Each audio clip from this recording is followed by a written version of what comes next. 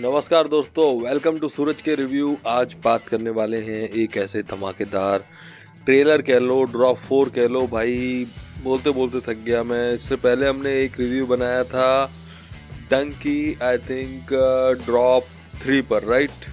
तो आपको ध्यान ही होगा हमने किस तरह का धमाकेदार वो रिव्यू बनाया था। फिर से आज धमाका करने वाले हैं, आ गए हैं आपके लिए लेके डंकी ड्रॉप 4 का ट्रेलर कह लो या ड्रॉप 4 कह लो, एक ही बात है। तो दोस्तों आज के इस वीडियो में हम बहुत ही मज़ेदार और ऐसी इन्फॉर्मेशन आपको देने वाले हैं जो शायद आपको पूरे YouTube पर कहीं नहीं मिलेगी। इसलिए बने रहिए हमारे साथ, देखते रहिए सूरज के रिव्यू। तो दोस्तों बात करने वाला हूँ डंकी के ड्रॉप 4 की, मतलब डंकी के जो ट्रेलर की, जो आज ही रिलीज हुआ है। इस ट्रेलर में हालांकि ऐसी क्या बातें हैं, क्या डिटेलिंग है, क्या स्टोरी रहने वाली है, कितना आप इससे कलेक्शन एक्सपेक्ट कर सकते हो बॉक्स ऑफिस पे। शाहरुख खान का जो एक रिदम चल रहा है, जो पठान देखा, जवान देखा हमने, उसके बाद में क्या ये मूवी उस रिदम को, उस जो स्टारडम को मेंटेन कर पाएगी या फिर ये कुछ नया करके देगी, या ये सारी बातें आपको आज इस रिव्यू में, इस वीडियो में सुनने को मिलेंगी। तो बने रहिएगा, कहीं भी मत जाइएगा हमारे वीडियो को छोड़ के। दोस्तों बात करेंगे आज डंकी ड्रॉप 4। तो सबसे पहली चीज़ इस ट्रेलर की जो मुझे बहुत ही खास लगी, बहुत ही अच्छी लगी, अपने मातृभाषा की रिस्पेक्ट। जो हो सकता है ये मूवी स्टार्टिंग में नहीं, हमको एंडिंग में ये बात सिखा के जाए। क्योंकि कहीं कहीं पर ना मुझे बीच बीच में वो चीज़ फीलिंग आ रही थी, वो कहीं कहीं वो उबल के जो होता है ना, एक चीज़ें धीरे धीरे बाहर आ रही थी, मैं वो फील कर पा रहा था कि कहीं ना कहीं ये हिंदी मातृभाषा को रिप्रेजेंट करती हुई मूवी हो सकती है। हिंदी का जो इम्पोर्टेंस है, हमारी मातृभाषा क्यों इतनी ज़्यादा अच्छी है, क्यों दूसरी भाषा उसे अच्छी है, क्यों हमें इसकी रिस्पेक्ट करनी चाहिए, वो कहीं ना कहीं हमें ये मूवी सिखाएगी। आप देखना मूवी आने के बाद, ये बात आपको 100% इस मूवी में देखने को मिलेगी। दूसरी चीज़ मुझे इस मूवी में बहुत अच्छी लगी, हमारी मातृभूमि, हमारा देश, हमारी पहचान, हमारी मिट्टी। तो ये हमें क्यों हमेशा हमें अपनी मिट्टी के साथ जुड़े रहना चाहिए, अपने देश के साथ जुड़े रहना चाहिए।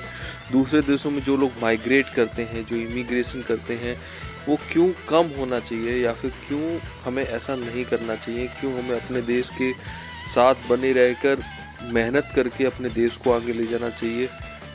क्यों आज हमारे प्रधानमंत्री इस बात पर जोर डाल रहे हैं, लोकल फॉर वोकल, और बहुत सारी जो स्कीमें हैं वो क्यों बाहर लाते हैं, क्या इंपॉर्टेंस है। शायद ही कहीं ना कहीं ये मूवी वो मैसेज भी आपको देता हुआ दिख सकती है।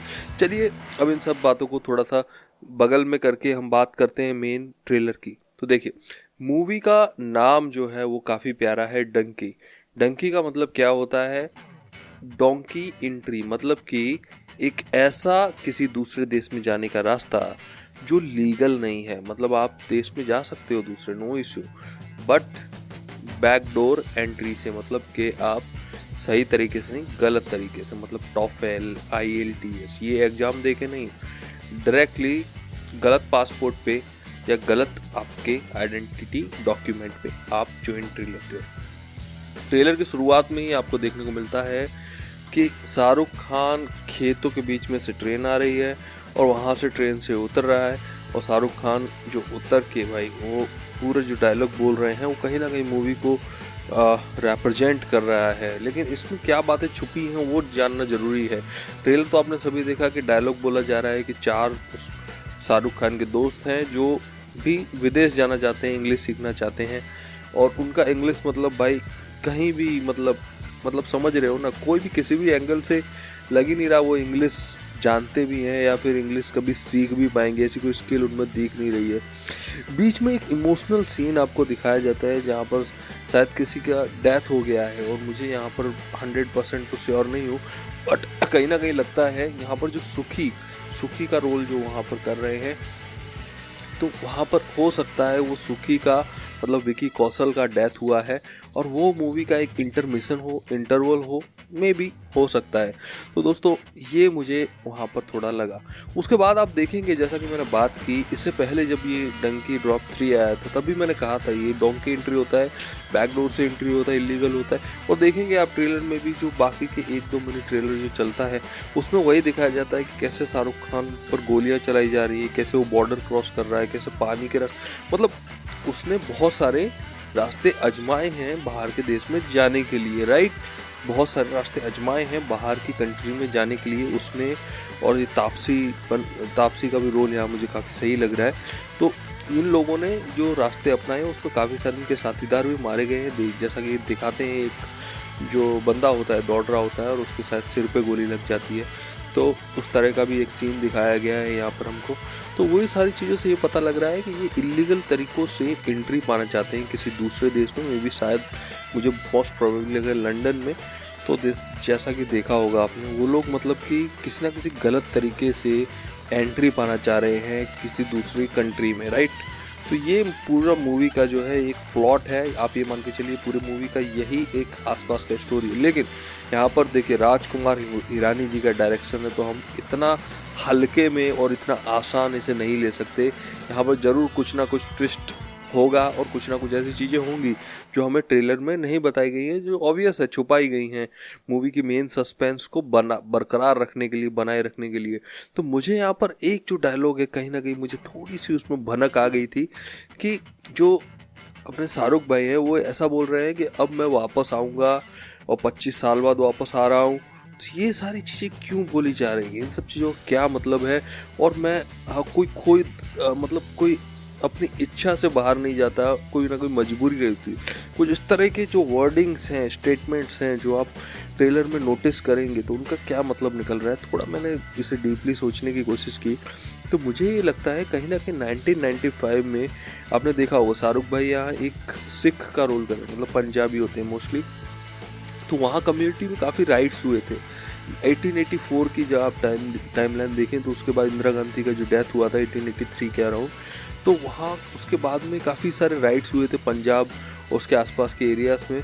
काफ़ी सारे लोग माइग्रेट भी कर रहे थे, दूसरे स्टेट में जा रहे थे, और फॉरेन में, विदेशों में जाने का भी मतलब काफ़ी ज़्यादा उस टाइम ऐसा हुआ था।